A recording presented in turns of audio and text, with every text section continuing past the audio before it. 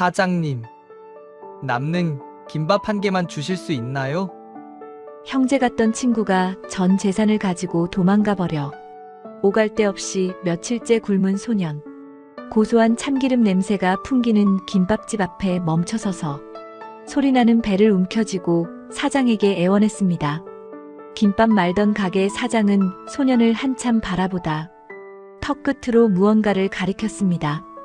잠시 후 오열하기 시작한 소년. 소년에게 무슨 일이 있었던 걸까요? 사연 시작 전에 구독과 좋아요를 눌러주시고 어디에서 듣고 계신지 댓글로 남겨주시면 인사드리겠습니다. 준우와 태영은 보육원에서 눈을 뜨고 잠들 때까지 10년이 넘는 세월을 함께 보낸 사이였습니다. 부모 얼굴도 모른 채 차가운 세상에 던져진 두 아이에게 서로는 유일한 버팀목이었습니다. 보육원 뒷마당 낡은 벤치에 앉아 두 소녀는 밤하늘의 별을 보며 수천 번도 넘게 약속했습니다. 우리 어른이 되면 꼭 같이 살자고, 돈 많이 벌어서 남부럽지 않게 살아보자고 말입니다. 20살이 되어 보육원을 떠나야 하는 날이 다가왔습니다. 나라에서 자립 정착금으로 각각 500만 원씩을 받게 되었습니다. 준우에게 그 500만 원은 단순히 종이돈이 아니었습니다. 지난 세월의 외로움이 담긴 돈이었고 성인이 되어 홀로 세상 밖으로 나갈 유일한 전 재산이었습니다. 준우는 그 돈을 태영에게 선뜻 맡겼습니다. 태영은 준우보다 계산이 빠르고 세상 물정에 밝은 구석이 있었습니다. 준우야, 우리 이 돈 합쳐서 1000만 원으로 깨끗한 월세방 하나 구하자. 내가 좋은 집 알아볼게 하는 태영의 목소리를 준우는 한 점 의심 없이 믿었습니다. 태영은 추운 겨울밤 이불이 모자라면 제 이불을 준우에게 덮어주던 친구였고, 준우가 아플 때면 밤새 물수건을 갈아주며 곁을 지키던 세상에 하나뿐인 식구였기 때문입니다. 이사하기로 한 날 아침이 밝았습니다. 준우는 낡은 가방 하나에 제 짐을 소박하게 챙겨 들고 약속 장소인 부동산 앞으로 향했습니다. 하지만 약속 시간이 1시간, 2시간 지나도 태영은 나타나지 않았습니다. 준우는 휴대폰을 쥐고 연신 전화를 걸었지만 돌아오는 것은 전원이 꺼져 있다는 차가운 기계음 뿐이었습니다. 불안한 마음을 억누르며 준우는 부동산 문을 열고 들어갔습니다. 인상을 찌푸리고 있던 중개인은 준우를 보자마자 혀를 찼습니다. 학생 친구라는 놈한테 연락 안 왔어. 아침 일찍 와서 보증금 낼 돈 없다고 계약 취소하고 가버렸어. 덕분에 학생 계약금도 날라갔어. 라며 쏘아붙였습니다. 그 말을 듣는 순간 준우는 머릿속이 하얘졌습니다. 무슨 말씀이세요? 돈을 다 가지고 갔다니요. 그럴 리가 없어요. 하는 말이 입 밖으로 나오지 않았습니다. 태영은 준우의 자립금 500만 원과 제 몫의 500만 원을 모두 챙겨 흔적도 없이 사라진 것이었습니다. 준우는 넋이 나간 사람처럼 부동산 앞 길바닥에 주저앉았습니다. 믿었던 친구가 자신을 버렸다는 사실에 더해 이제 갈 곳이 없다는 현실까지 무겁게 다가왔습니다. 주머니를 뒤져보니 남은 돈은 고작 몇천 원이 전부였습니다. 해가 저물고 차가운 밤 공기가 내려앉았습니다. 준우는 배고픔보다 배신감에 가슴이 찢어지는 것 같았습니다. 갈 곳 없는 준우는 지하철역 구석에서 밤을 지새웠습니다. 딱딱한 바닥보다 더 아픈 것은 사람에 대한 불신이었습니다. 다음 날도 그 다음 날도 준우는 태영을 찾아 헤매느라 발바닥에 피물집이 잡혔습니다. 하지만 소식은 없었고 준우의 기운은 점점 빠져나갔습니다. 사흘째 되는 날 준우는 제대로 걷기조차 힘들었습니다. 며칠 동안 물 한 모금 제대로 마시지 못한 입술은 가물가물 타들어갔고 뱃속은 텅 비어 쓰라린 통증이 느껴졌습니다. 준우는 무거운 몸을 이끌고 재래시장 골목으로 들어섰습니다. 사람들의 활기찬 모습이 준우에게는 낯설기만 했습니다. 길가에 늘어선 식당에서 풍겨나오는 음식 냄새가 준우의 코끝을 자극했습니다. 어느덧 준우는 시장 골목 깊숙한 곳까지 흘러들어갔습니다. 저 멀리서 유난히 고소하고 진한 참기름 냄새가 풍겨왔습니다. 준우는 홀린 듯 그 냄새를 따라 걸음을 옮겼습니다. 낡은 간판에 덕구김밥이라고 적힌 작은 가게가 보였습니다. 가게 안에는 투박한 손길로 김밥을 마는 한 남자가 있었습니다. 준우는 가게 문 앞에 서서 안을 들여다보았습니다. 손님들이 맛있게 김밥을 먹는 소리, 젓가락 부딪히는 소리가 천둥 소리처럼 크게 들렸습니다. 준우는 제 처지가 너무나 비참했습니다. 20살 건장한 청년이 친구에게 배신당해 밥 한 끼 못 먹고 길거리를 헤매고 있다는 사실이 부끄러워 고개를 들 수 없었습니다. 하지만 배고픔은 자존심보다 강했습니다. 뱃속에서 꼬르륵 소리가 날 때마다 준우는 눈물이 핑 돌았습니다. 문을 열고 들어가야 하나 아니면 이대로 돌아서야 하나 수없이 고민했습니다. 준우는 가게 앞 낡은 의자에 잠시 걸터 앉았습니다. 다리에 힘이 풀려 도저히 한 걸음도 더 뗄 수가 없었습니다. 지나가는 사람들은 저마다 바쁘게 갈 길을 갔습니다. 누구 하나 준우에게 왜 여기 앉아 있느냐고 묻는 이가 없었습니다. 세상에 홀로 버려진 기분이 든 준우는 무릎 사이에 얼굴을 묻었습니다. 태연과 함께 꿈꿨던 미래가 이토록 처참하게 무너질 줄은 몰랐습니다. 500만 원이라는 돈보다 10년 우정이 한순간에 물거품이 된 것이 더 괴로웠습니다. 준우는 차가운 시장 바닥에서 희망이라는 단어를 잊어버리고 있었습니다. 그때였습니다. 김밥집 문이 드르륵 열리더니 누군가 밖으로 나왔습니다. 아까 안에서 김밥을 말던 무뚝뚝해 보이는 사장이었습니다. 사장은 퀭한 눈으로 앉아있는 준우를 한참 동안 내려다보았습니다. 준우는 그 시선이 느껴져 더 깊숙이 고개를 숙였습니다. 거지 취급을 하며 나가라고 할까봐 가슴이 두근거렸습니다. 하지만 사장은 아무 말 없이 준우의 어깨를 툭 쳤습니다. 준우가 조심스럽게 고개를 들자 사장은 가게 안을 턱 끝으로 가리키며 말했습니다. 거기 있지 말고 안으로 들어와 앉아. 준우는 어안이 벙벙했습니다. 자신에게 말을 걸어주는 사람이 있다는 것만으로도 가슴이 뭉클했습니다. 준우는 비틀거리는 몸을 일으켜 사장을 따라 가게 안으로 들어갔습니다. 따뜻한 온기가 준우의 몸을 감쌌습니다. 사장은 구석진 자리 하나를 가리키더니 주방으로 들어갔습니다. 준우는 낡은 식탁 앞에 앉아 떨리는 손을 무릎 위에 올려두었습니다. 가게 안을 가득 채운 참기름 냄새에 눈물이 쏟아질 것 같았습니다. 준우는 속으로 다짐했습니다. 만약 여기서 밥 한 끼를 먹을 수 있다면 이 은혜는 절대 잊지 않겠다고 말입니다. 사장은 곧 김밥 3줄이 담긴 접시를 준우 앞에 내려놓았습니다. 보기만 해도 윤기가 흐르고 속이 꽉 찬 김밥이었습니다. 준우는 접시를 보며 입을 떼지 못했습니다. 저 돈이 없습니다. 사장님하고 작은 목소리로 말했습니다.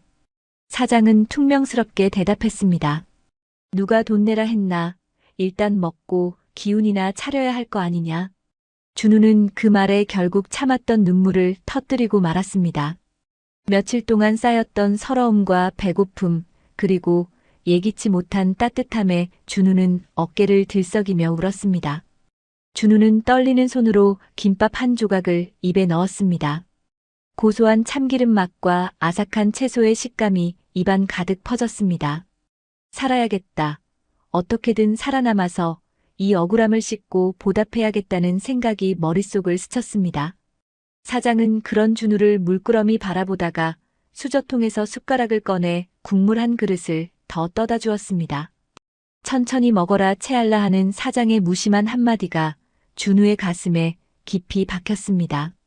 준우의 인생을 송두리째 바꿀 인연은 그렇게 시장 골목 작은 김밥집에서 시작되고 있었습니다. 준우는 김밥 3줄을 순식간에 비웠습니다. 뱃속이 든든해지자 비로소 정신이 맑아지는 기분이었습니다. 빈 접시를 보며 준우는 사장에게 깊이 고개를 숙였습니다. 정말 고맙습니다, 사장님. 나중에 돈 벌면 꼭 갚겠습니다 하고 말했습니다. 사장은 빈 접시를 치우며 넌지시 물었습니다. 갈 때는 있고? 하는 그 말에 준우는 다시 고개를 떨구었습니다. 없다는 대답 대신 침묵이 이어졌습니다. 사장은 잠시 바라보더니 가게 안쪽 작은 문을 가리켰습니다. 저기 창고 뒤에 작은 방 하나 비어 있으니 정갈 데 없으면 거기서 짐 풀어준우는 제 귀를 의심했습니다. 그렇게 준우는 태영에게 배신당해 세상 끝에 섰던 날, 덕구라는 이름의 무뚝뚝한 사장을 만나 새로운 삶의 터전을 얻게 되었습니다. 비록 창고 옆 작은 방이었지만 준우에게는 그 어떤 대궐보다 따뜻한 보금자리였습니다. 배신의 아픔은 여전했지만 준우의 마음속에는 작은 희망의 불씨가 다시 타오르기 시작했습니다. 새벽 공기가 채 가시지 않은 이른 아침, 준우는 삐걱거리는 문소리에 눈을 떴습니다. 밖에서는 벌써 주방 기구 부딪히는 소리가 들려오고 있었습니다. 준우는 서둘러 자리를 털고 일어났습니다. 낡은 티셔츠 소매를 걷어붙이고 주방으로 나가니 덕구 사장이 커다란 솥 앞에서 쌀을 씻고 있었습니다. 준우는 조심스럽게 다가가 인사를 건넸습니다. 사장님, 일찍 일어나셨네요. 제가 좀 도와드려도 될까요? 덕구는 고개도 돌리지 않은 채 굵은 목소리로 대답했습니다. 일어났냐? 잠자리가 사나웠을 텐데 잘도 자더구나. 저기 가서 손부터 깨끗이 씻고 와라. 준우는 사장의 말대로 주방 한 구석에서 비누칠을 하며 손을 씻었습니다. 찬물에 손을 담그니 정신이 번쩍 들었습니다. 덕구는 씻은 쌀을 솥에 앉히고는 준우 앞에 커다란 양은 대야를 내려놓았습니다. 그 안에는 흙이 잔뜩 묻은 오이와 당근이 가득 쌓여 있었습니다. 세상에 공짜 밥은 없다. 내가 어제 김밥 3줄 준 거랑 방 내준 거, 그거 다 빚이다. 몸으로 갚아야 할 테니 오늘부터 부지런히 움직여. 덕구의 말투는 여전히 퉁명스러웠지만 준우는 그 말이 오히려 반가웠습니다. 아무 데가 없이 베풀어주는 호의는 준우의 마음을 무겁게 짓눌렀기 때문입니다. 차라리 일을 해서 밥값을 하라는 말이 준우에게는 훨씬 마음 편한 제안이었습니다. 준우는 대야 옆에 쭈그리고 앉아 오이를 하나씩 집어들었습니다. 네, 사장님. 시키시는 건 뭐든 열심히 하겠습니다. 가르쳐만 주세요. 준우는 거친 수세미로 오이 표면을 문지르기 시작했습니다. 뽀득뽀득 소리가 나며 푸른 빛깔이 드러날 때마다 준우의 마음속에 쌓여있던 우울한 기운도 조금씩 씻겨 내려가는 기분이었습니다. 덕구는 준우가 일하는 모습을 곁눈질로 살피더니 수건으로 손을 닦으며 말했습니다. 오이는 너무 세게 문지르지 마라. 상처나면 물러 터지니까. 살살 달래가며 씻어야 김밥을 말아도 아삭한 법이다. 준우는 덕구의 가르침대로 손에 힘을 빼고 정성스럽게 채소를 닦았습니다. 단순한 일이었지만 준우는 온 신경을 집중했습니다. 태영에게 배신당했다는 사실을 떠올리면 가슴이 아팠지만 눈앞에 오이를 씻는 동안만큼은 그 아픈 기억도 잠시 잊을 수 있었습니다. 주방 안은 금세 밥 짓는 냄새와 채소 씻는 소리로 가득 찼습니다. 아침 7시가 되자 시장은 활기를 띠기 시작했습니다. 상인들이 짐 수레를 끌고 지나가는 소리, 손님들과 흥정하는 목소리가 가게 안까지 생생하게 들려왔습니다. 덕구는 잘 지어진 밥에 소금과 참기름을 넣어 간을 맞췄습니다. 고소한 냄새가 진동하자 준우의 배에서 다시 꼬르륵 소리가 났습니다. 준우라고 했냐? 저기 가서 식탁 좀 닦아라. 행주는 꽉 짜서 물기 없이 닦아야 손님이 앉을 때 기분이 좋은 법이다. 준우는 행주를 들고 홀로 나갔습니다. 낡은 나무 식탁이었지만 준우는 구석구석 정성을 다해 닦았습니다. 손님들이 앉을 자리를 정돈하며 준우는 묘한 책임감을 느꼈습니다. 고아원을 나온 후 처음으로 누군가에게 도움이 되고 있다는 사실이 준우를 미소 짓게 했습니다. 첫 손님이 가게 문을 열고 들어왔을 때 준우는 자신도 모르게 큰 소리로 인사했습니다. 어서 오세요. 덕구김밥입니다. 손님은 흠칫 놀라며 준우를 바라보았습니다. 덕구도 주방에서 준우의 인사를 듣고는 픽하며 헛웃음을 지었습니다. 손님은 김밥 2줄을 주문했고 준우는 덕구가 말아준 김밥을 정성스럽게 접시에 담아 손님 앞에 놓아드렸습니다. 손님이 김밥을 한 입 크게 넣어 먹는 모습을 지켜보며 준우는 땀방울이 송골송골 맺힌 이마를 닦았습니다. 점심시간이 다가오자 가게는 발 디딜 틈 없이 붐볐습니다. 시장 상인들은 물론이고 인근 사무실 직원들까지 몰려와 김밥을 찾았습니다. 준우는 주문을 받고 서빙을 하고 빈 그릇을 치우느라 정신없이 뛰어다녔습니다. 다리는 아프고 허리는 뻐근했지만 준우는 힘들다는 생각조차 들지 않았습니다. 오히려 바쁘게 움직일수록 자신이 살아있다는 느낌을 받았습니다. 덕구 사장은 말없이 김밥을 마는 데만 열중했습니다. 그러면서도 준우가 실수하지 않는지, 손님이 불편해하지 않는지 예리하게 살폈습니다.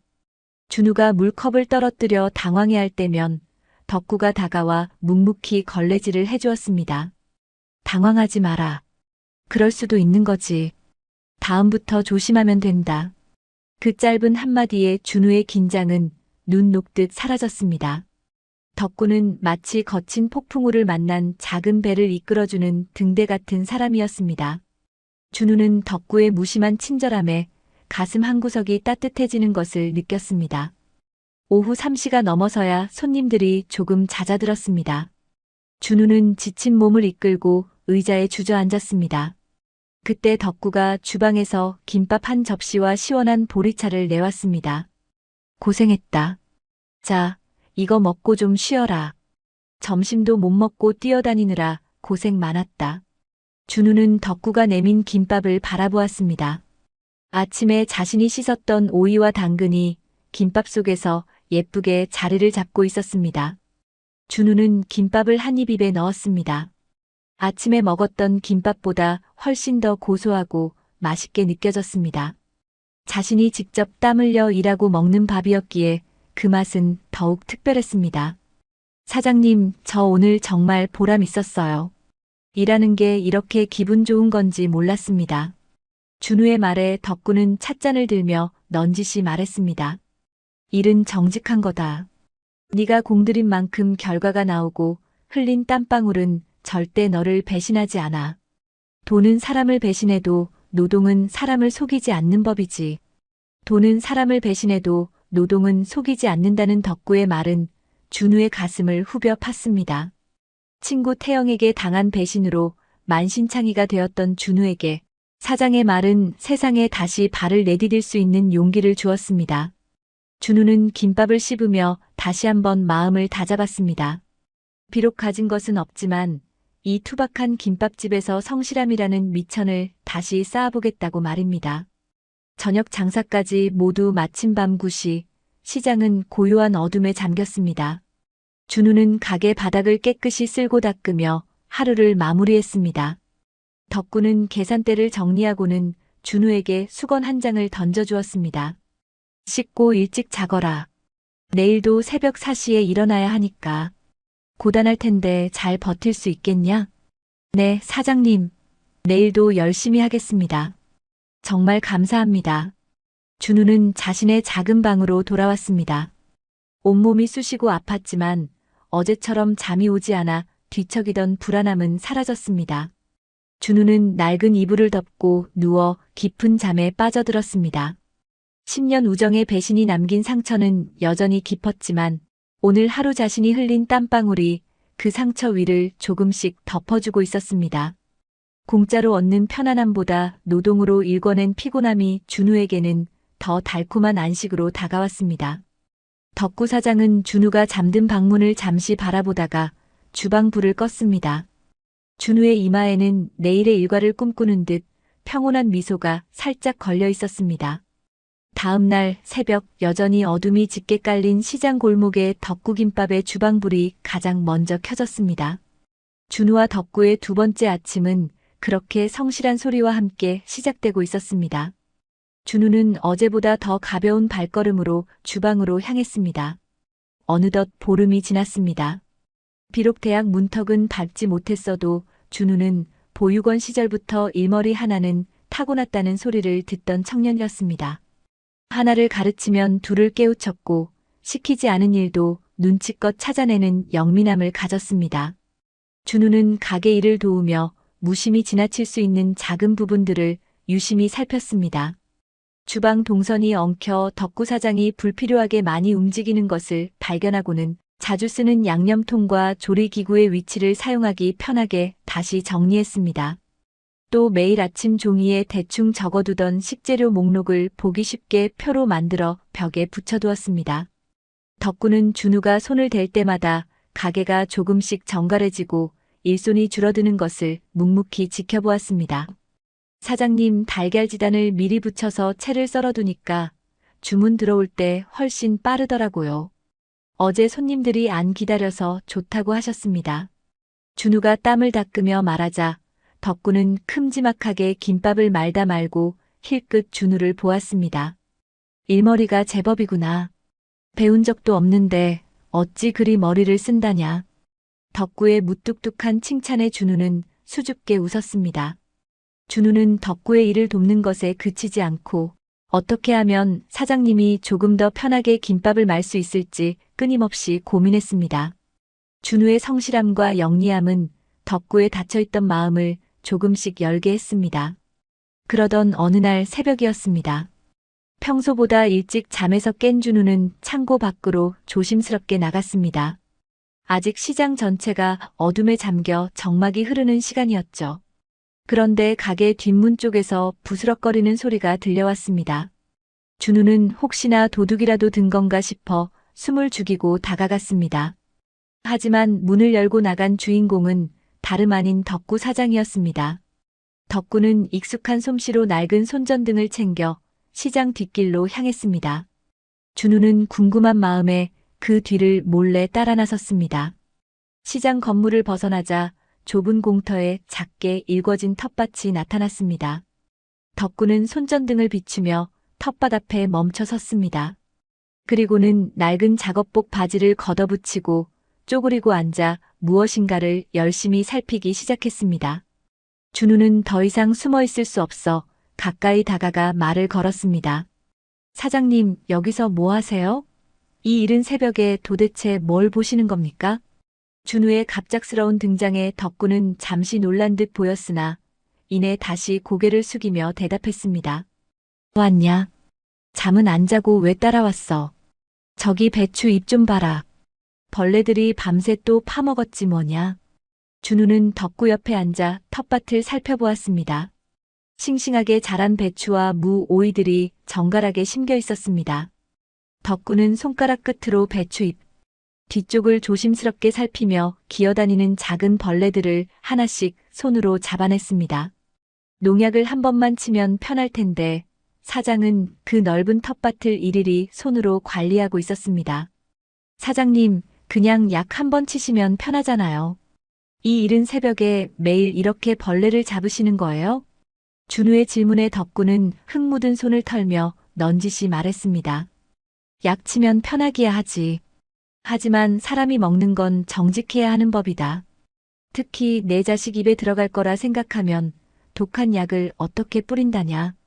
내 아들이 운동을 해서 먹는 게 아주 중요한 놈이거든. 덕구의 목소리에는 평소의 무뚝뚝함 대신 깊은 부성애가 담겨 있었습니다. 덕구는 김밥에 들어가는 단무지 하나도 직접 절이고 오이와 당근도 모두 이 텃밭에서 유기농으로 키워낸 것들만 사용하고 있었습니다. 게다가 가게에서 쓰는 쌀도 전국을 수소문해 구한 귀한 유기농 쌀이었습니다. 김밥 한 줄 가격은 시장 물가에 맞춰 저렴하게 받고 있었지만 그 안에 들어가는 재료만큼은 세상 어느 고급 식당보다도 귀한 것들이었습니다. 준우는 덕구의 작업복 소매에 묻은 흙과 거칠어진 손마디를 보며 가슴이 뭉클해졌습니다. 사람들은 덕구 김밥이 그저 저렴하고 양이 많아서 찾는다고 생각했을지 모릅니다.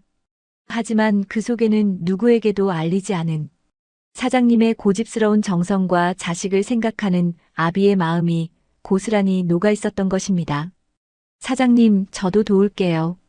저 벌레 잡는 거 잘합니다. 어릴 때 보육원 텃밭에서 많이 해봤거든요. 준우는 소매를 걷어붙이고 덕구 옆에서 배추 잎을 뒤집었습니다.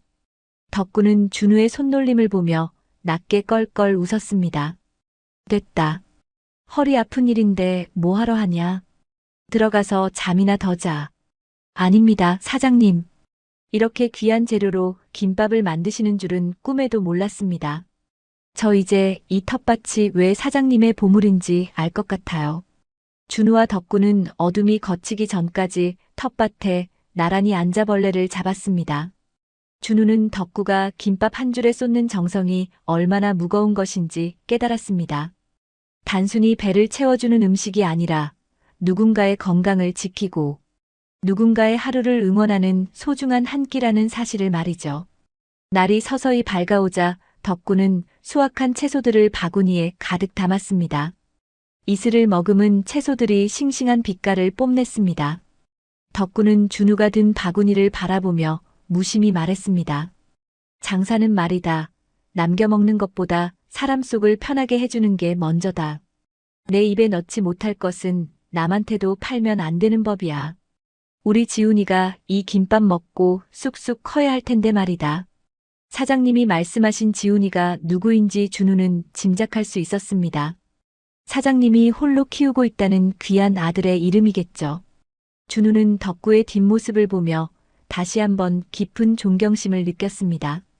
친구 태영은 돈 몇 푼의 신의를 저버렸지만 눈앞에 이 중년 사장님은 남들이 알아주지 않아도 스스로 정한 원칙과 정직을 30년 넘게 지켜오고 있었습니다. 가게로 돌아온 준우는 채소들을 깨끗한 물에 씻어 정리했습니다. 오늘따라 오이의 초록 빛깔이 유난히 선명하게 보였습니다.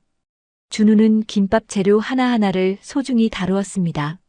사장님이 새벽 이슬을 맞으며 가꾼 이 재료들이 손님들의 식탁에 오를 때 얼마나 큰 기쁨이 될지 잘 알고 있었기 때문입니다. 준우는 여기서 멈추지 않았습니다. 준우는 사장님의 이 훌륭한 철학을 손님들에게도 은근히 알리고 싶었습니다. 가게 한구석 낡은 칠판에 오늘 아침 사장님이 텃밭에서 직접 따온 무농약 채소로 만듭니다라고 서툰 글씨로 적어 넣었습니다. 덕구는 그 글귀를 보고는 쓸데없는 짓 한다며 타박했지만 입가에는 옅은 미소가 번졌습니다. 그날 아침 덕구김밥을 찾은 손님들은 평소보다 더 활기찬 인사를 건네는 준우와 김밥 한 줄을 보며 기분 좋은 하루를 시작했습니다. 준우는 이제 이 가게가 단순한 일터가 아닌 자신이 지키고 가꿔나가야 할 소중한 공간임을 느꼈습니다. 배움은 짧아도 세상을 살아가는 법은 그 누구보다 깊은 덕구. 사장님 곁에서 준우는 조금씩 진짜 어른이 되어가고 있었습니다. 준우야, 쌀 다 씻었으면 저기 뜸 들이는 것 좀 봐라. 밥알이 탱글탱글하게 살아있어야 김밥이 맛있는 법이다. 덕구의 목소리가 주방 가득 울려 퍼졌습니다. 준우는 예 사장님 하고 씩씩하게 대답하며 솥 앞으로 달려갔습니다. 새벽 텃밭의 비밀을 공유하게 된 두 사람의 사이는 아침 햇살처럼 따스하게 깊어지고 있었습니다. 준우의 가슴 속에는 정직한 땀방울이 주는 보람이 가득 차오르고 있었습니다. 덕구 사장은 시장통에서 알아주는 묵묵한 사람이었지만 그런 그의 가슴 속에도 시리지 않은 구석은 없었습니다. 일찍이 아내를 먼저 하늘나라로 보내고 홀로 아들 지훈을 키워온 세월이 어느덧 10수년이었습니다. 지훈은 덕구에게 목숨보다 귀한 아들이자 세상을 살아가는 유일한 등불이었습니다. 체육인을 꿈꾸며 매일같이 땀 흘리는 중학생. 아들을 위해 덕구가 할 수 있는 일은 그저 정직하게 김밥을 말아 뒷바라지하는 것뿐이었죠. 덕구 사장이 새벽마다 텃밭에 나가 벌레를 잡고 유기농 재료를 고집했던 진짜 이유는 바로 지훈이 때문이었습니다. 운동하는 아이가 행여나 몸에 좋지 않은 것을 먹고 지치지는 않을까, 아비의 정성이 부족해 꿈을 포기하지는 않을까 하는 간절한 마음이었습니다. 덕구는 매일 아침 지훈이 운동하러 나가기 전 가장 좋은 재료만 골라 정성스럽게 김밥을 말아 도시락을 쌌습니다. 아들이 언제 어디서든 꺼내 먹고 기운을 차릴 수 있는 건강한 김밥 한 줄, 그것이 덕구가 아들에게 줄 수 있는 최고의 사랑 고백이었습니다. 하지만 사춘기에 접어든 지훈은 아비의 이런 깊은 속내를 알지 못했습니다. 학교 친구들이나 운동부 선후배들에게 시장에서 김밥 파는 아버지의 존재는 자랑이 아닌 부끄러움이었습니다. 지훈의 옷에서는 늘 고소한 참기름 냄새가 뱄고 아이들은 은근히 지훈을 놀려대곤 했습니다. 그럴수록 지훈의 반항은 깊어만 갔습니다. 아버지가 정성껏 싸준 도시락을 가방 구석에 처박아 두거나 친구들과 어울려 늦게까지 밖으로 나도는 날이 많아졌습니다. 어느 날 저녁이었습니다. 지훈이 흙먼지를 뒤집어 쓴 채 씩씩거리며 가게로 들어왔습니다. 오늘도 운동은 거르고 친구들과 싸움이라도 한 모양인지 얼굴에는 긁힌 상처가 가득했습니다. 덕구는 속상한 마음을 꾹 누르며 수건을 가져와 아들의 얼굴을 닦아주려 했습니다. 하지만 지훈은 거칠게 아버지의 손을 뿌리쳤습니다. 아빠, 제발 내 몸에 손대지 마요. 아빠한테서 나는 이 진동하는 참기름 냄새, 지긋지긋하다고요. 애들이 나만 보면 김밥 귀신이라고 놀리는 거 알아요? 지훈의 모진 말은 비수가 되어 덕구의 가슴에 꽂혔습니다. 덕구는 아무 말도 하지 못한 채 젖은 수건을 쥔 손을 바르르 떨었습니다. 준우는 주방 구석에서 그 광경을 지켜보며 가슴이 미어지는 것 같았습니다. 준우가 본 덕구 사장의 손은 김밥을 마느라 지문이 다 닳아 있었고 손가락 마디마디는 관절염으로 퉁퉁 부어 있었습니다. 매일 새벽 텃밭을 일구느라 굳어진 어깨는 내려앉아 있었고 종일 서서 일하느라 다리는 늘 부어 있었습니다. 저 거칠고 못생겨진 손이 지훈을 먹이고 입힌 위대한 손인데 지훈은 그 소중함을 전혀 모르고 있었습니다. 준우는 더 이상 참을 수 없었습니다. 덕구 사장이 잠시 배달을 나간 사이 준우는 가게 뒤편에서 멍하니 앉아있는 지훈에게 다가갔습니다. 준우는 평소보다 낮은 목소리로 지훈을 불렀습니다. 지훈아, 잠깐 나랑 얘기 좀 하자. 지훈은 귀찮다는 듯 고개를 돌렸지만 준우의 눈빛이 워낙 단호했기에 마지못해 일어섰습니다. 준우는 지훈을 주방 안으로 데려갔습니다. 그리고 사장님이 매일 쓰는 낡은 도마와 무거운 칼, 그리고 구석에 놓인 파스 냄새 진동하는 작업복을 가리켰습니다. 너희 아버지가 매일 새벽 4시에 왜 텃밭에 가시는지 알아? 시장에서 편하게 사다 쓰면 될 채소를 왜 굳이 허리 굽혀가며 직접 키우시는지 한 번이라도 생각해 본 적 있어? 지훈은 아무 대답 없이 바닥만 내려다보았습니다. 준우는 말을 이어갔습니다. 그거 다 너 때문이야. 운동하는 네가 세상에서 가장 좋은 것만 먹고 힘내라고 아버지는 당신 몸 부서지는 줄도 모르고 그 고생을 하시는 거야. 네가 부끄러워하는 저 참기름 냄새는 사장님이 30년 넘게 성실하게 살아오신 훈장 같은 냄새야. 너를 이만큼 키워낸 가장 향기로운 냄새라고. 준우는 지훈의 눈을 똑바로 바라보며 조용히 꾸짖었습니다. 지훈아, 사람이 진짜 부끄러워해야 할 게 뭔지 알아? 시장에서 정직하게 땀 흘려 일하시는 아버지의 앞치마가 아니야. 그 귀한 정성을 우습게 여기고 남 탓이나 하며 사고만 치는 너 자신의 어리석은 나태함이야. 너는 지금 아버지의 희생을 갉아먹으며 내 인생을 낭비하고 있는 거라고. 준우의 목소리는 떨리고 있었습니다. 보육원에서 부모의 온정 한번 느껴보지 못하고 자란 준우에게 지훈의 행동은 너무나 사치스럽고 안타까운 방황이었습니다. 준우는 자신의 손을 보여주었습니다. 나는 부모 얼굴도 몰라.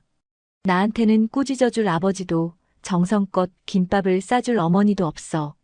그런데 너는 이런 위대한 아버지를 두고도 왜 그렇게 못난 짓을 하니? 사장님의 거칠어진 손마디를 한 번이라도 제대로 본 적 있어? 그 관절염이 다 누구 때문에 생긴 건지 정말 몰라서 그래. 준우의 진심 어린 꾸지람에 지훈의 어깨가 떨리기 시작했습니다.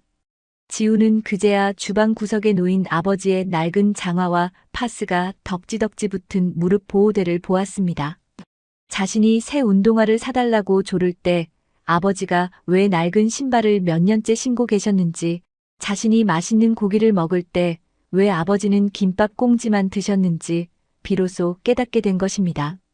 지훈의 눈에서 뜨거운 눈물이 뚝뚝 떨어졌습니다. 준우 형, 내가 진짜 나쁜 놈이었어요. 아빠가 그렇게 힘드신 줄도 모르고. 지훈은 소리내어 울음을 터뜨렸습니다. 그동안 쌓였던 미안함과 후회가 한꺼번에 밀려왔습니다. 준우는 우는 지훈의 어깨를 토닥여 주었습니다. 지훈은 그날 이후 완전히 다른 사람이 되었습니다. 새벽이면 준우와 함께 텃밭에 나가 아버지를 도왔고 김밥 파는 아버지를 더 이상 부끄러워하지 않았습니다. 오히려 친구들에게 우리 아빠가 직접 키운 채소로 만든 세상에서 제일 건강한 김밥이라고 자랑스럽게 말하며 도시락을 꺼내 먹었습니다.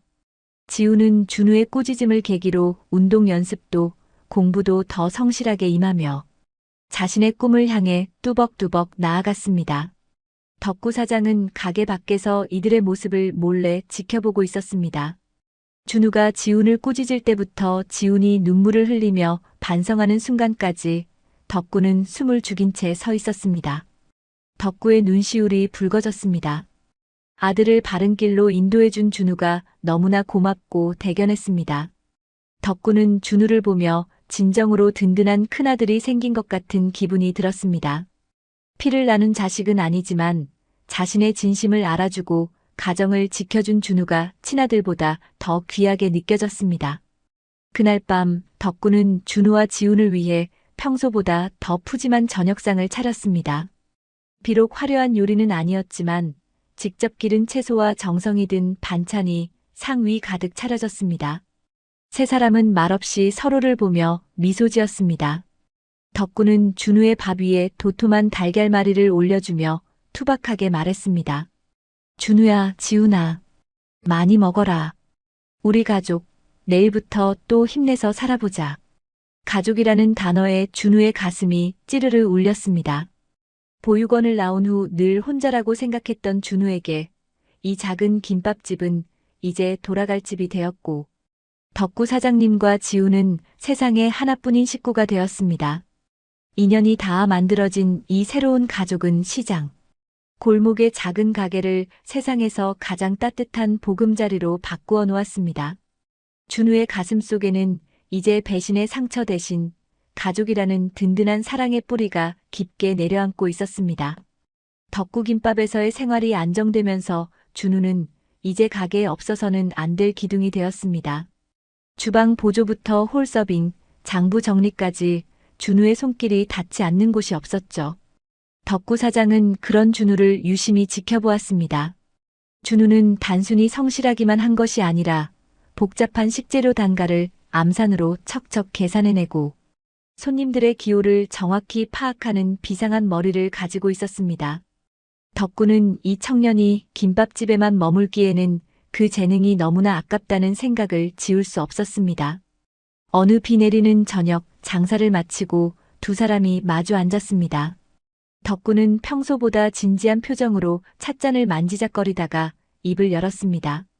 준우야, 너 공부 더 해볼 생각 없냐? 내 머리라면 지금이라도 늦지 않았다. 김밥 많은 건 내가 할 테니 너는 대학에 가서 내 꿈을 펼쳐봐라. 준우는 깜짝 놀라 고개를 들었습니다. 대학이라니요. 보육원을 나와 친구에게 전 재산까지 사기당했던 준우에게 대학은 그저 다른 세상 이야기일 뿐이었습니다. 준우는 쓴웃음을 지으며 고개를 저었습니다. 사장님 말씀만으로도 감사합니다. 하지만 제 처지의 대학은 사치입니다. 지금처럼 사장님 곁에서 일하며 밥값이나 하며 사는 게 제게는 최선이에요. 하지만 덕구의 결심은 단호했습니다. 덕구는 두꺼운 손으로 준우의 마른 어깨를 꽉 쥐었습니다. 돈 걱정은 하지 마라. 내가 내 아비 노릇하겠다고 마음먹은 날부터 내 앞길 열어주는 것도 내 몫이라고 생각했다. 너는 영민한 놈이다. 여기서 쌀이나 씻으며 청춘을 다 보내기엔 내 재능이 너무 아까워. 공부해서 더 큰 세상으로 나가거라. 그게 나를 위하는 길이다. 준우의 눈시울이 붉어졌습니다. 자신을 믿어주고 조건 없이 지원해주겠다는 덕구의 말은 친구에게 배신당해 만신창이가 되었던 준우의 영혼을 어루만져주는 치유의 약이었습니다. 준우는 덕구의 깊은 뜻에 보답하기로 마음먹었습니다. 사장님의 배려와 지원이 헛되지 않도록 반드시 결과로 보여드리겠다고 다짐하며 깊이 고개를 숙였습니다. 그날부터 준우의 주경야독 생활이 시작되었습니다. 준우의 하루는 누구보다 길고 고단했습니다. 새벽 4시 덕구 사장과 함께 텃밭에 나가 채소를 돌보는 것으로 하루를 열었습니다. 이슬 맺힌 흙을 만지며 마음을 정돈하고 가게로 돌아와서는 산더미처럼 쌓인 채소를 다듬고 김밥 재료를 준비했습니다. 점심시간에 폭풍 같은 손님 맞이가 끝나고 잠깐의 틈이 생기면 준우는 주방 구석에서 단어장을 외웠습니다. 참기름 냄새 진동하는 앞치마를 두른 채 영어 단어를 웅얼거리는 준우의 모습은 가게의 일상적인 풍경이 되었습니다. 밤 9시 가게 셔터가 내려가고 시장이 고요해지면 준우의 진짜 싸움이 시작되었습니다. 창고 옆 작은 방, 낡은 책상 위에 스탠드 불빛 하나가 켜졌습니다. 온종일 서서 일하느라 다리는 코끼리처럼 부어오르고 눈꺼풀은 천근만근 무거웠지만 준우는 찬물로 세수를 하며 잠을 쫓았습니다. 책장 넘기는 소리만이 적막한 창고 안에 울려 퍼졌습니다. 졸음이 쏟아질 때면 준우는 자신의 거칠어진 손마디를 보며 덕구 사장의 손을 떠올렸습니다. 자신을 위해 밤낮으로 김밥을 마는 아버지 같은 분의 희생을 생각하면 감히 눈을 감을 수 없었습니다. 지훈 역시 그런 준우의 가장 든든한 지원군이 되었습니다. 처음에는 반항하던 지훈이었지만 이제는 형 옆에서 같이 책을 펴고 앉아 공부하는 버릇이 생겼습니다. 지훈은 밤늦게 공부하는 준우를 위해 편의점에서 시원한 음료수를 사다 놓기도 하고 조용히 형의 어깨를 주물러 주기도 했습니다. 형, 너무 무리하지 마요. 사장님이 형 걱정 많이 하세요.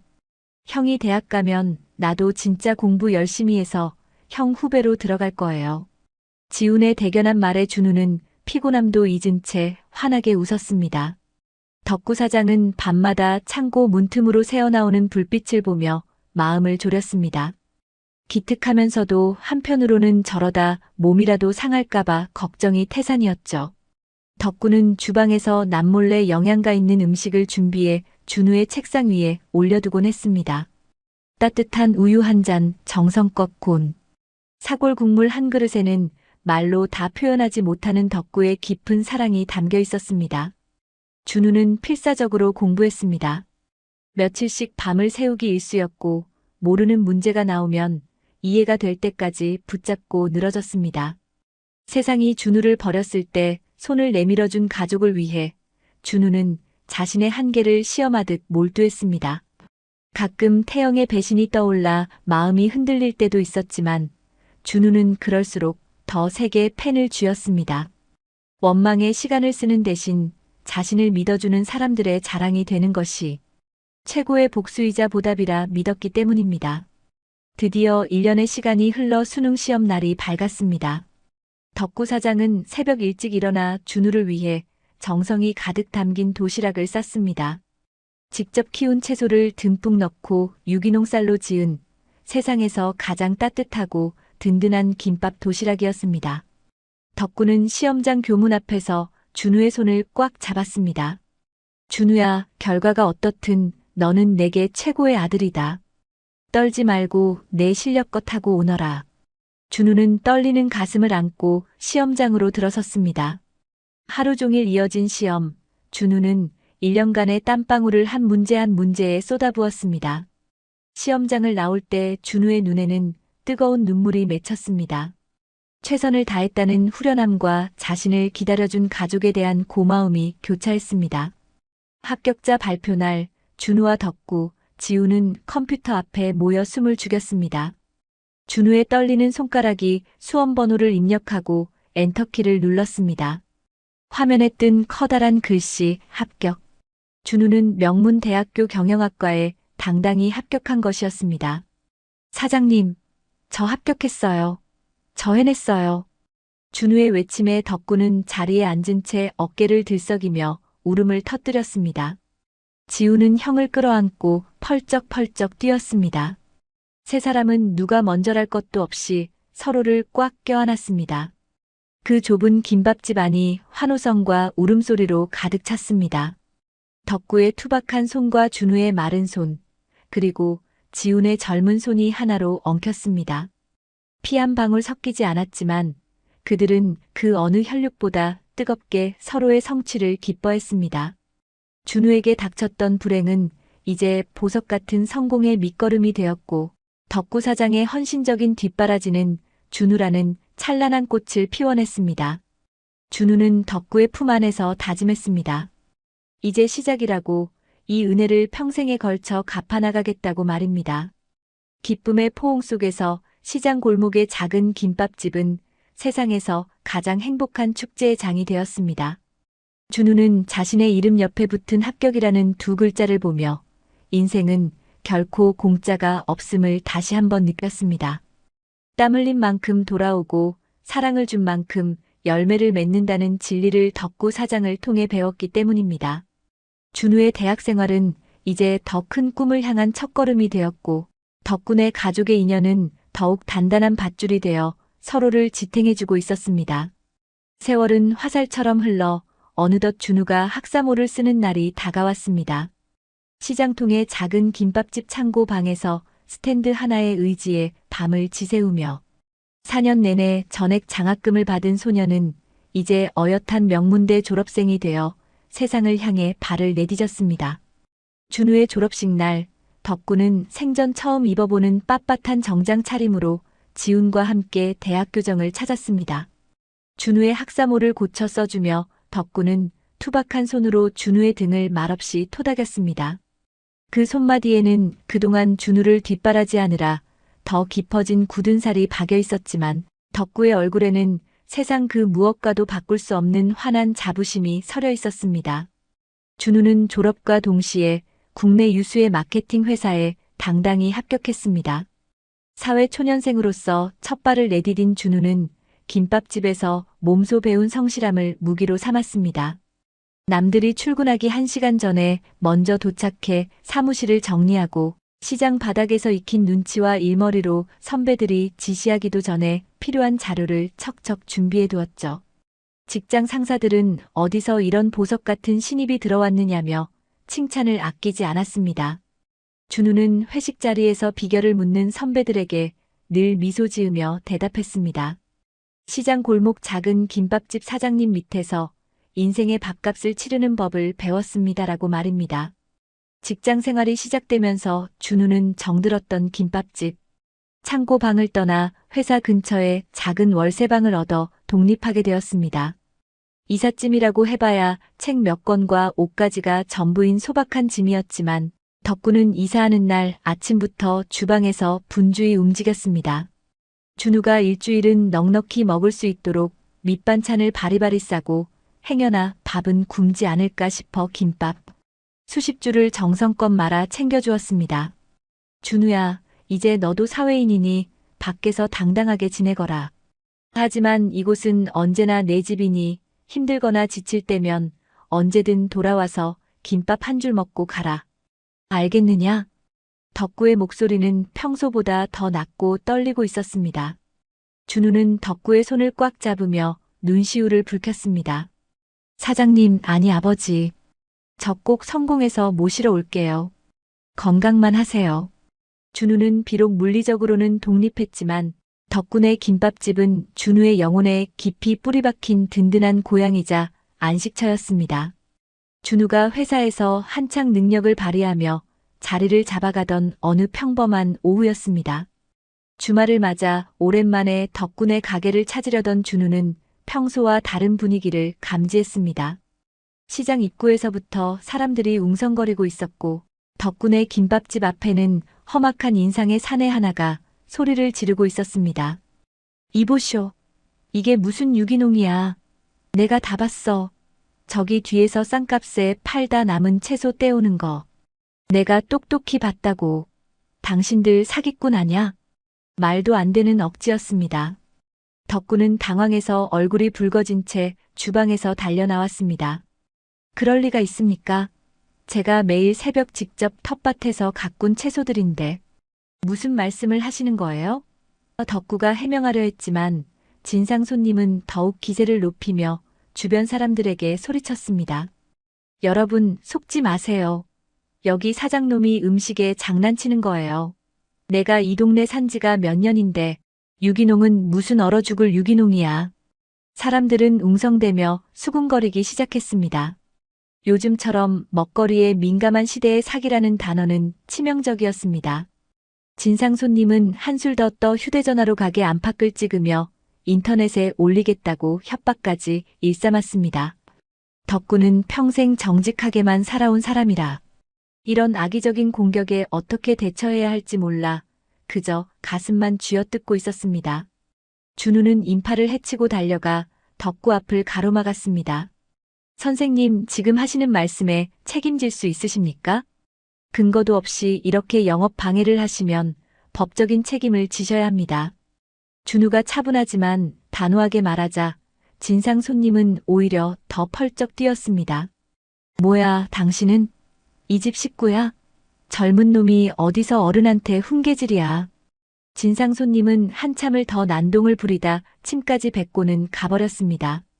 하지만 이미 소문은 시장 전체로 퍼져나갔습니다. 단골 손님들은 발길을 끊기 시작했고 지나가는 사람들은 가게 안을 힐끗거리며 손가락질을 했습니다. 덕구는 충격으로 식음을 전폐하고 주방 구석에 멍하니 앉아 있었습니다. 준우야, 내가 30년 넘게 자식 먹일 마음으로 김밥을 말았는데 세상이 왜 이렇게 무섭냐. 내 진심이 이렇게 짓밟히는구나. 덕구의 떨리는 목소리에 준우의 가슴은 찢어지는 것 같았습니다. 준우는 이대로 물러설 수 없었습니다. 덕구 사장이 새벽마다 벌레를 잡으며 흘린 땀방울, 손가락 마디마디가 튀어나오도록 정성을 다한 그 세월을 누구보다 잘 아는 사람이 바로 준우였기 때문입니다. 준우는 자신이 배운 전공과 실무 경험을 이 위기를 극복하는 데 쏟아붓기로 결심했습니다. 아버지, 걱정하지 마세요. 아버지가 보여주신 그 정직함이 얼마나 위대한지 제가 세상에 증명해 보일게요. 이번엔 제가 아버지의 든든한 방패가 되어드릴게요. 준우는 그날 밤부터 잠을 줄여가며 전략을 짜기 시작했습니다. 단순히 우리 결백해요라고 외치는 것은 소용이 없다는 것을 잘 알고 있었습니다. 준우는 과거 대학생 시절 덕구 사장이 텃밭에서 일하는 모습과 재료를 손질하는 과정을 틈틈이 찍어두었던 사진과 영상들을 찾아냈습니다. 그리고 마케팅 전문가로서의 감각을 살려 덕분에 김밥의 진심을 담은 캠페인을 기획했습니다. 준우는 우선 가게 앞에 커다란 사진 게시판을 설치했습니다. 거기에는 덕구 사장의 거친 손마디, 새벽 이슬을 맞으며 텃밭에서 벌레를 잡는 모습, 유기농 쌀 포대가 쌓여있는 창고의 풍경 등이 생생하게 담겨 있었습니다. 또한 준우는 자신이 직접 쓴 김밥 한 줄에 담긴 아비의 마음이라는 글을 SNS와 지역 커뮤니티에 올렸습니다. 저는 이 집에서 밥값을 하며 자라난 청년입니다. 제가 본 사장님의 손은 세상에서 가장 정직한 손이었습니다. 여러분께 그 진실을 보여드리고 싶습니다. 준우의 글은 진정성이 느껴지는 힘이 있었습니다. 준우는 단순히 광고를 하는 것이 아니라 자신이 보고 겪은 덕구의 삶을 세상과 소통하기 시작한 것입니다. 준우는 퇴근 후에 매일같이 김밥집으로 달려와 전단지를 돌리고 사람들에게 직접 설명하며 발로 뛰었습니다. 위기는 곧 기회라는 말이 있습니다. 준우의 필사적인 노력과 덕구의 평소 한결같았던 성실함이 만나자 얼어붙었던 민심이 조금씩 녹기 시작했습니다. 사람들은 준우가 올린 사진 속 덕구의 거친 손을 보며 저 손이 거짓말을 할 리 없다고 고개를 끄덕이기 시작했습니다. 하지만 문득 준우는 자신이 만든 전단지를 물끄러미 바라보다가 이내 그것을 내려놓았습니다. 단순히 억울함을 호소하고 전단지를 돌리는 방식은 누구나 할 수 있는 일이었고 무엇보다 사람들의 뿌리 깊은 불신을 씻어내기에는 턱없이 부족하다는 것을 누구보다 잘 알고 있었기 때문입니다. 준우는 국내 최고의 마케팅 회사에서 수많은 대기업 프로젝트를 성공시킨 전문가였습니다. 그는 이제 감정이 아닌 철저한 데이터와 전략으로 이 위기를 돌파하기로 마음먹었습니다. 준우는 우선 가게 문을 잠시 닫게 했습니다. 억울하다고 소리치는 대신 적의 공격을 완벽하게 무력화할 수 있는 강력한 한 방을 준비하기 위해서였죠.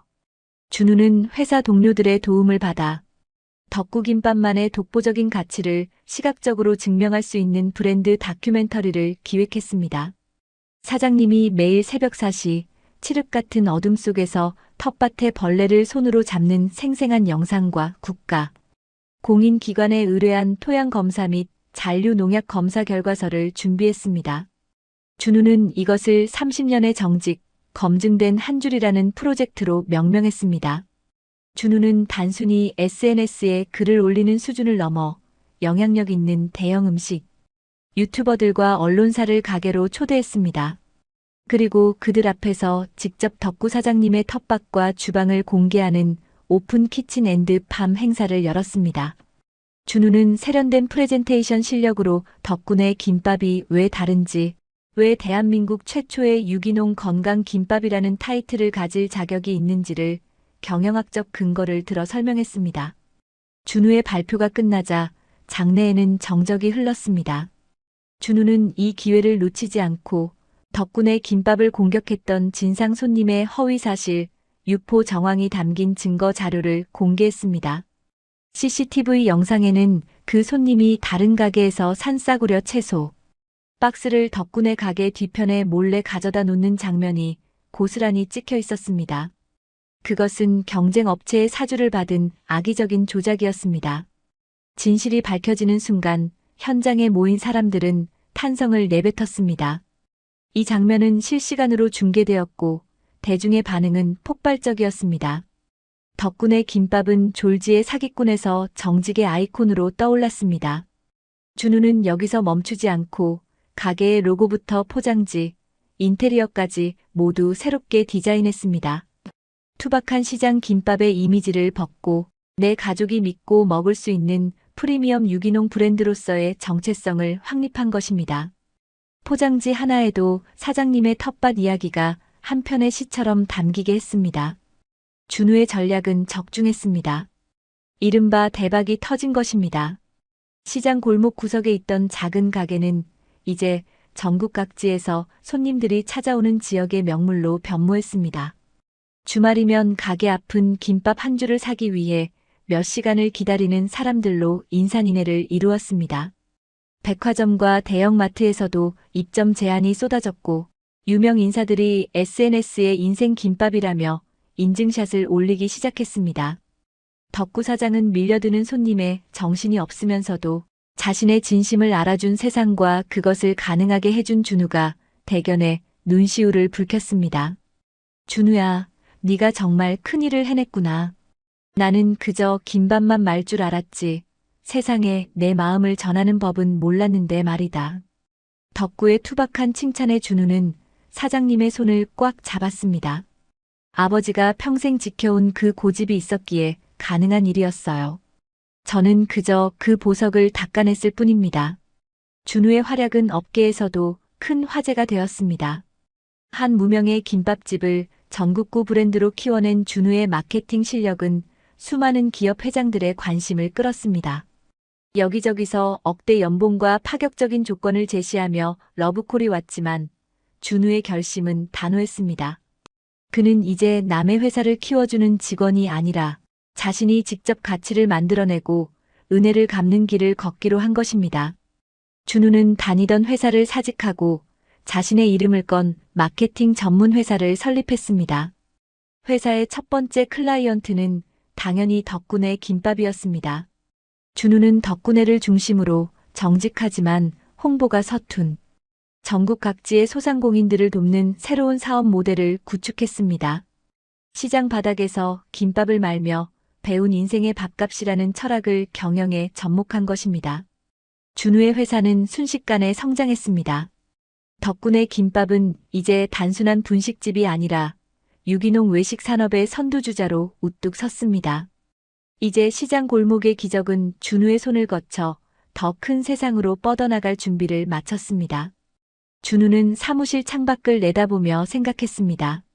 친구의 배신으로 모든 것을 잃었을 때 사장님이 건네준 김밥 한 줄이 없었더라면 오늘의 자신도 없었을 것이라고 말입니다.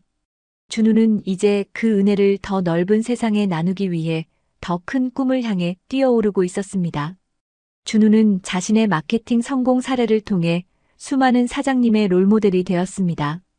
마케팅은 포장이 아니라 본질을 전달하는 것입니다라는 그의 강연은 외식업계의 교과서가 되었습니다. 준우는 이제 배신했던 과거의 아픔을 딛고 자신의 실력으로 세상을 따뜻하게 바꾸는 진짜 승부사가 되어가고 있었습니다. 준우의 마케팅 회사는 날이 갈수록 승승장구했습니다. 덕분에 김밥을 성공시킨 사례가 업계에 전설처럼 퍼지면서 전국 각지에 내노라 하는 맛집, 사장님들이 준우의 기획을 받기 위해 줄을 섰습니다. 준우는 이제 어엿한 벤처기업의 대표로서 바쁜 나날을 보내고 있었습니다. 좋은 옷을 입고 번듯한 차를 타며 화려한 빌딩 숲 사이를 누비고 있었지만 준우의 가슴 한구석에는 여전히 아물지 않은 흉터가 하나 남아 있었습니다. 10년 전 믿었던 우정을 배신하고 도망친 태영에 대한 기억이었죠. 어느 쌀쌀한 가을날이었습니다. 준우는 새로운 마케팅 프로젝트를 위해 지방의 한 대형 물류창고 부지를 찾았습니다.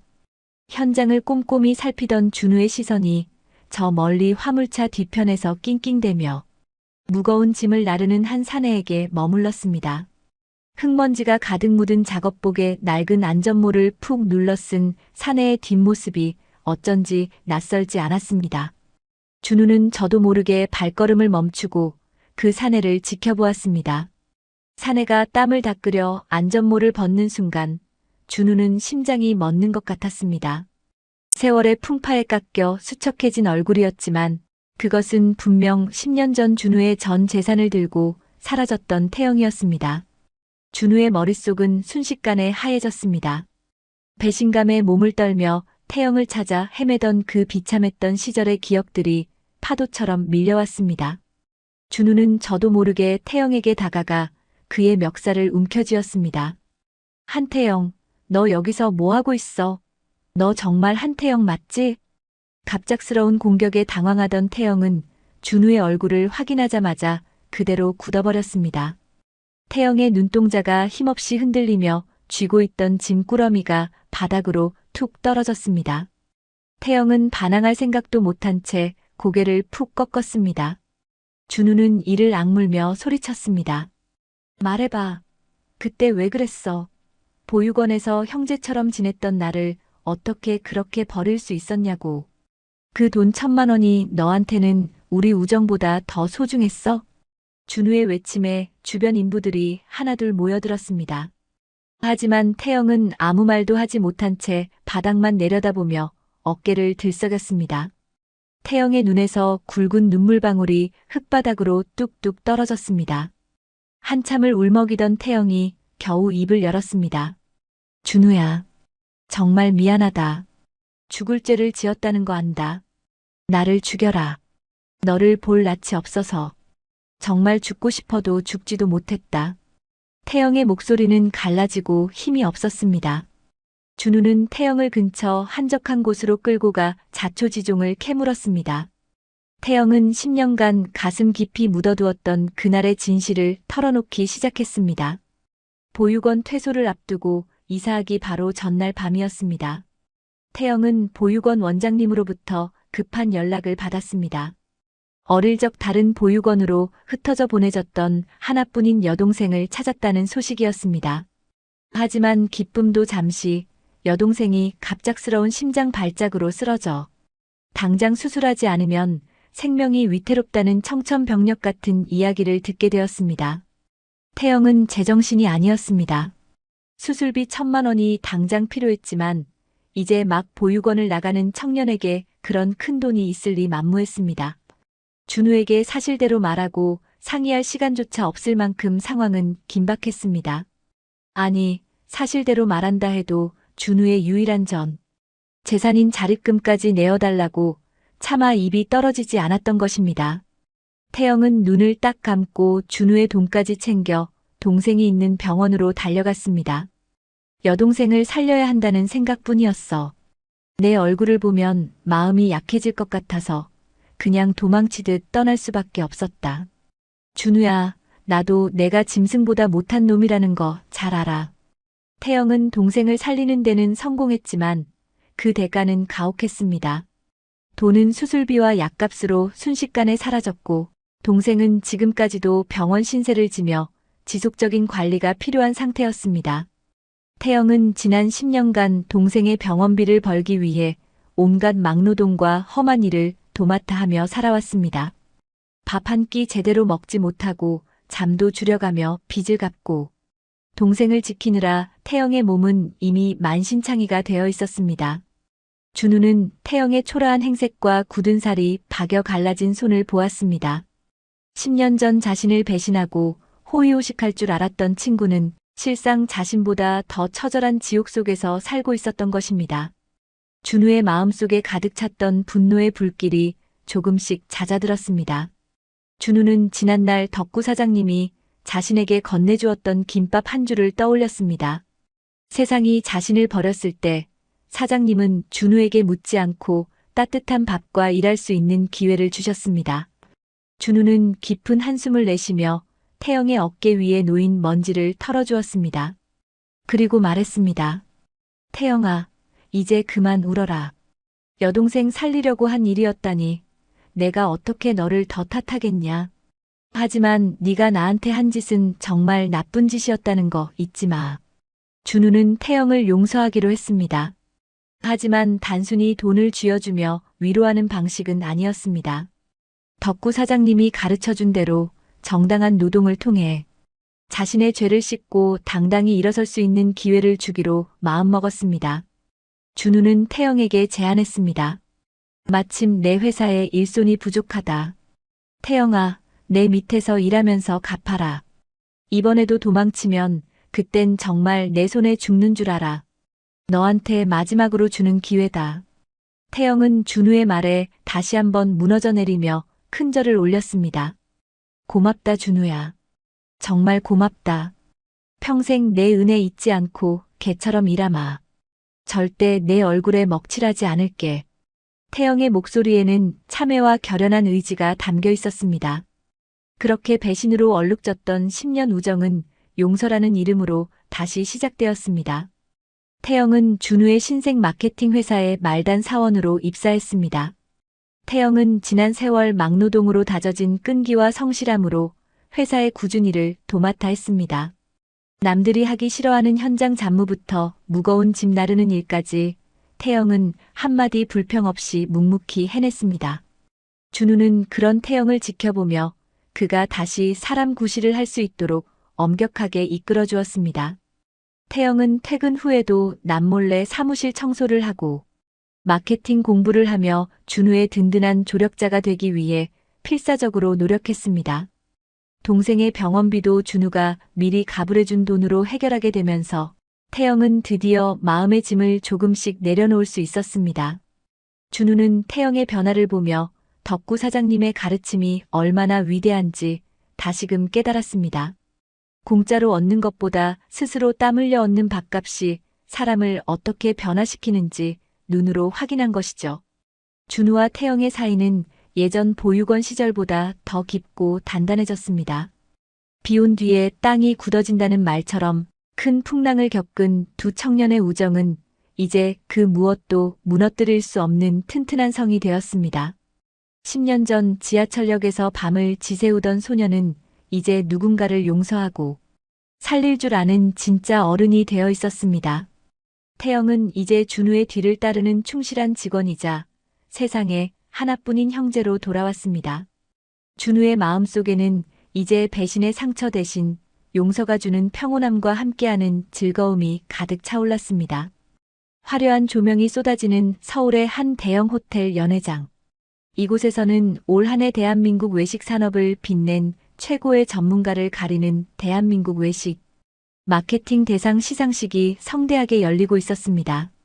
장내에는 이름만 대면 누구나 알 법한 대기업 임원들과 유명 음식점 사장들이 자리를 가득 메우고 있었고 무대 위에서는 웅장한 음악이 흐르며 긴장감을 더하고 있었습니다.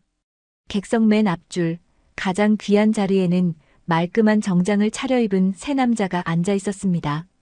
바로 덕구와 지훈, 그리고 태영이었습니다.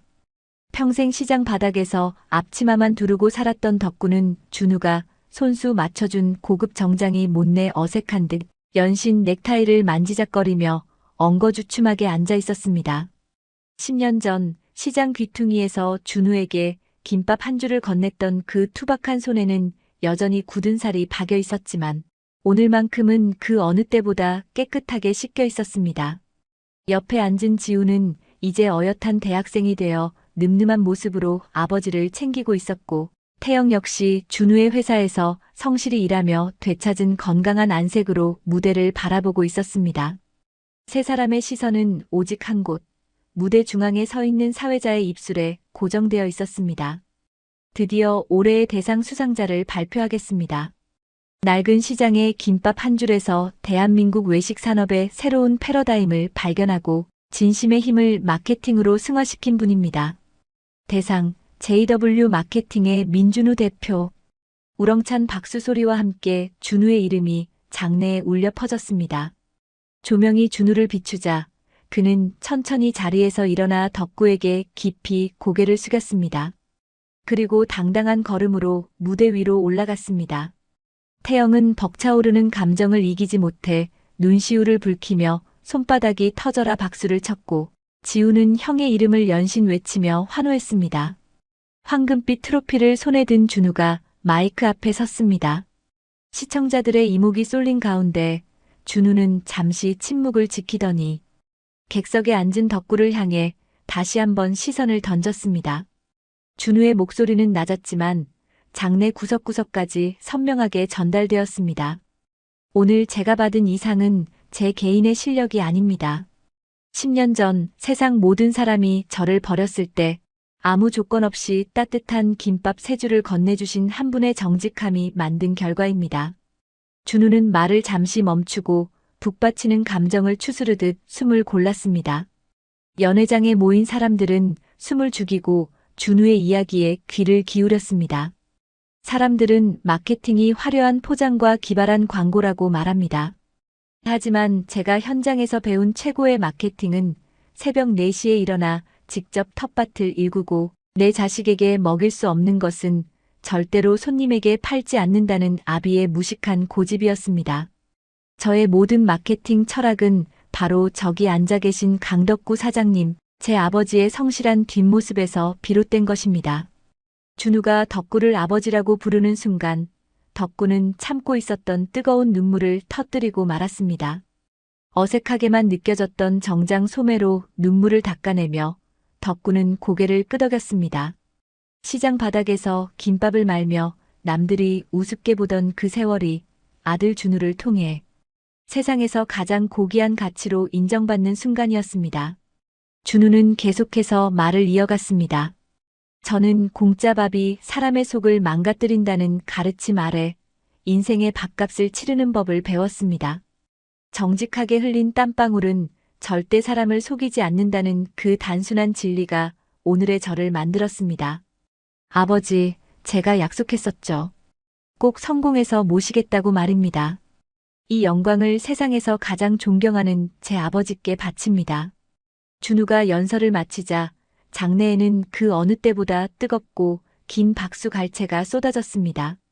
경쟁자였던 다른 기업인들도 준우의 마케팅을 의심했던 전문가들도 모두 자리에서 일어나 기립박수를 보냈습니다. 그것은 단순히 성공한 청년 사업가에 대한 박수가 아니라 잊혀가는 정직과 성실의 가치를 다시 깨우쳐준 한 인간에 대한 경의였습니다. 지우는 아버지를 꼭 껴안으며 형의 수상을 축하했습니다. 아빠 봤지? 우리 형이 최고야.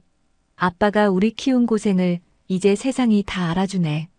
지훈의 말에 덕구는 아들의 손을 꽉 잡으며 그저 소리 없이 울었습니다.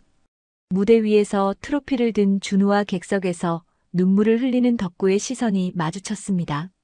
피 한 방울 섞이지 않았지만 그들은 그 어떤 부자보다 깊은 사랑과 신뢰로 연결되어 있었습니다. 태영 역시 옆에서 연신 눈물을 훔치며 박수를 쳤습니다. 10년 전 자신의 잘못으로 인해 무너졌던 친구가 이제는 자신을 용서하고 대한민국 최고의 자리에 우뚝 선 모습이 대견하고 고마웠습니다. 태영은 오늘 준우가 받은 상이 자신의 배신을 용서하고 다시 손을 잡아준 사랑의 결실임을 누구보다 잘 알고 있었습니다. 시상식이 끝나고 호텔 복도로 나온 준우는 달려오는 지훈과 태영을 차례로 안아주었습니다. 그리고 마지막으로 덕구 앞에 섰습니다. 덕구는 정장 주머니에서 낡은 손수건을 꺼내 준우의 얼굴에 맺힌 땀을 닦아주었습니다. 준우야, 고생 많았다. 장하다, 내 아들. 덕구의 투박한 칭찬 한마디에 준우는 시상식에서도 참았던 눈물을 쏟아냈습니다. 화려한 상패나 억대 연봉보다 준우가 가장 듣고 싶었던 말은 바로 이것이었습니다. 10년 전 시장 골목에서 일단 먹고 기운 차려라고 말해주던 그 무심한 온기가 지금 준우를 지탱해주는 가장 큰 힘이었습니다. 네 사람은 서로의 어깨를 감싸 안고 호텔을 나섰습니다. 밤하늘에는 별들이 반짝이고 있었고 차가운 겨울바람도 이들의 따뜻한 마음을 식히지는 못했습니다. 준우는 트로피를 덕구의 손에 쥐어주었습니다. 덕구는 그 묵직한 무게를 느끼며 비로소 자신의 인생이 헛되지 않았음을 실감했습니다. 아버지, 오늘 저녁은 제가 진짜 맛있는 거 살게요. 드시고 싶은 거 다 말씀하세요. 준우의 말에 덕구는 눈물을 닦으며 껄껄 웃었습니다. 맛있는 거는 무슨? 집에 가서 내가 말아주는 김밥이나 먹자. 세상에서 제일 비싼 재료로 내가 한번 거하게 말아주마. 그 말에 지훈과 태영도 환하게 웃었습니다. 수천 평의 연회장보다 화려한 호텔 뷔페보다 네 사람에게는 시장 골목 덕분에 김밥의 좁은 탁자가 가장 편안하고 소중한 곳이었습니다. 성공의 정점에 선 준우였지만 그의 발걸음은 여전히 10년 전 처음 쌀을 씻던 그 겸손한 소년의 마음가짐 그대로였습니다. JW 마케팅은 이제 업계에서 모르는 사람이 없을 정도로 커다란 벤처 기업으로 성장했습니다. 준우의 손길이 닿은 외식 브랜드들은 전국에 수백 개의 가맹점을 낼 정도로 승승장구했고 사람들은 준우를 젊은 자수성가의 아이콘이라 부르며 우러러 보았습니다. 하지만 화려한 빌딩 숲에서 수백 명의 직원을 거느리는 대표의 자리에 있으면서도 준우의 마음은 언제나 시장 골목의 작은 가게를 향해 있었습니다. 매주 토요일 아침이면 시장 상인들은 익숙한 풍경을 마주하곤 합니다. 값비싼 정장을 벗어 던지고 편안한 옷차림을 한 준우가 커다란 수입차 대신 자전거를 타고 시장 골목에 나타나는 모습 말입니다. 준우는 시장 입구에서부터 만나는 상인들에게 일일이 머리 숙여 인사하며 덕분에 김밥으로 향합니다. 그가 가게 문을 열고 들어가 가장 먼저 하는 일은 세면대에서 깨끗이 손을 씻고 낡은 앞치마를 두르는 일입니다. 아버지, 저 왔습니다. 오늘은 제가 오이 다듬을 테니까 아버지는 좀 앉아 계세요. 준우의 부드러운 목소리에 덕구는 주방에서 고개를 내밀며 허허 웃습니다. 어느덧 덕구의 머리칼은 서리가 내려앉은 듯 하얗게 변했지만 김밥을 마는 손길만큼은 여전히 단단하고 정교했습니다. 준우는 사장이라는 호칭 대신 자연스럽게 아버지라 부르며 덕구의 옆자리를 지켰습니다. 준우에게 이곳은 성공한 대표의 휴식처가 아니라 길을 잃었던 소년이 진짜 인생을 배운 신성한 학교였기 때문입니다. 가게 안은 활기가 넘칩니다. 고등학교 체육 선생님으로서 이제 어엿한 사회인이 된 지훈과 JW 마케팅의 물류팀장이 된 태영까지 매주 말이면 이들은 덕구김밥으로 모여 제 역할들을 척척 해내고 있었습니다. 10년 전 배신으로 얼룩졌던 이들의 인연은 이제 그 누구도 떼어낼 수 없는 무쇠처럼 단단해져 있었습니다.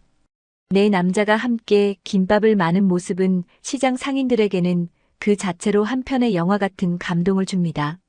준우는 익숙한 솜씨로 김밥 재료를 손질하며 덕구의 말을 경청합니다. 덕구는 여전히 김밥을 말 때면 눈빛이 매서워집니다. 준우야, 김밥은 속 재료가 가득 차야 맛있는 게 아니다. 사람의 정성이 알맞게 차야 진짜 김밥인 게야. 네가 아무리 큰 회사를 운영해도 사람 대하는 마음이 김밥 속처럼 알차지 못하면 그건 헛장사다. 알겠느냐? 준우는 덕구의 가르침을 수첩 대신 가슴에 깊이 새깁니다. 수백억 원의 매출을 올리는 사업가 준우에게 덕구 사장의 이 무심한 한마디는 그 어떤 경영학 강의보다도 훌륭한 지침이 되었습니다. 준우는 자신이 운영하는 모든 브랜드에 덕구의 철학을 심었습니다. 공짜는 없다. 정직하게 땀 흘린 만큼 가져간다는 그 단순한 진리가 준우의 회사를 대한민국 최고의 벤처 기업으로 만든 원동력이었습니다. 점심시간이 지나고 조금 한가해진 오후였습니다. 가게 문틈 사이로 꾀재재한 행색의 어린 소년 하나가 조심스럽게 머리를 내밀었습니다. 며칠은 굶은 듯 퀭한 눈으로 가게 안을 들여다보는 그 소년의 모습에 준우는 가슴 한구석이 찌르르 울렸습니다. 10년 전 비오는 시장 바닥에서 떨고 있던 자신의 모습이 겹쳐 보였기 때문입니다. 준우는 소년에게 다가가 따뜻한 손을 내밀었습니다. 얘야, 배가 많이 고픈 모양이구나. 안으로 들어오렴. 소년은 겁에 질린 표정으로 준우를 바라보았습니다. 그때 덕구가 주방에서 김이 모락모락 나는 김밥 3줄과 따뜻한 국물을 내왔습니다. 그리고 준우가 10년 전 들었던 그 말을 똑같이 건넸습니다.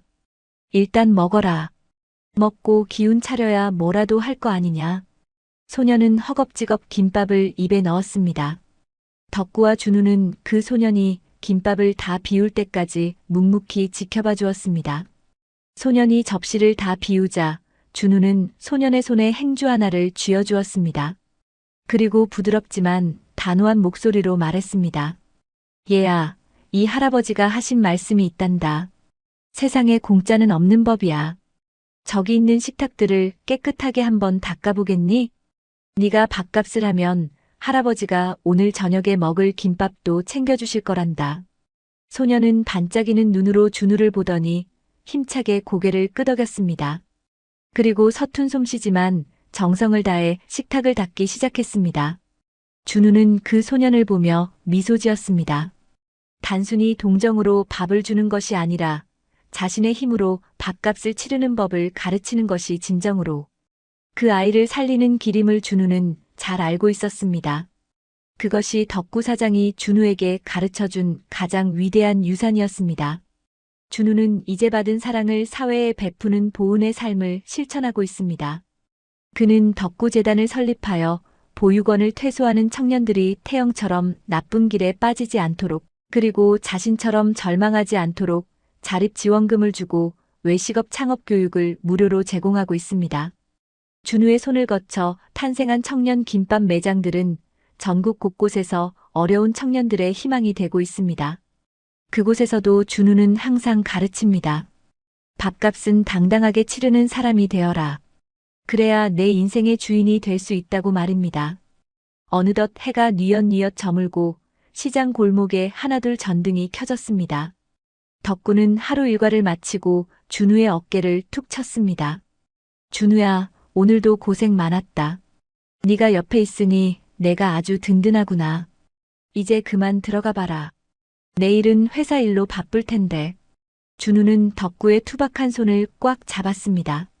아버지, 저 내일도 아침 일찍 올게요. 지훈이랑 태영이랑 같이 텃밭에 물도 주고 김밥도 말아야죠. 저한테는 이 가게가 세상에서 제일 큰 사무실입니다. 덕구는 준우의 말에 눈시울이 붉어졌습니다. 성공해서 떠날 법도 한데 한결같이 자신의 곁을 지키며 아버지라 불러주는 준우가 너무나 고마웠습니다. 덕구는 준우를 보며 자신의 인생에서 가장 잘한 일이 10년 전 저 아이에게 김밥을 건넸던 일이라고 생각했습니다. 시장은 어둠에 잠겼지만 덕군의 김밥집의 주방불은 여전히 따뜻한 빛을 내뿜고 있었습니다. 준우와 덕구, 지훈과 태형, 피보다 진한 인연으로 맺어진 네 남자의 웃음소리가 골목 안을 가득 채웠습니다. 성공은 결과가 아니라 매일매일 성실하게 밥값을 치르며 주변 사람들과 사랑을 나누는 과정임을 준우는 이제 완벽히 이해하고 있었습니다. 세상에서 가장 아름다운 보은의 삶을 살아가는 준우의 뒷모습 위로 환한 달빛이 축복처럼 내려앉았습니다. 김밥 한 줄이 만든 기적은 그렇게 세상으로 널리 퍼져나가며 오늘도 누군가의 마음속에 따뜻한 희망의 씨앗을 심고 있습니다.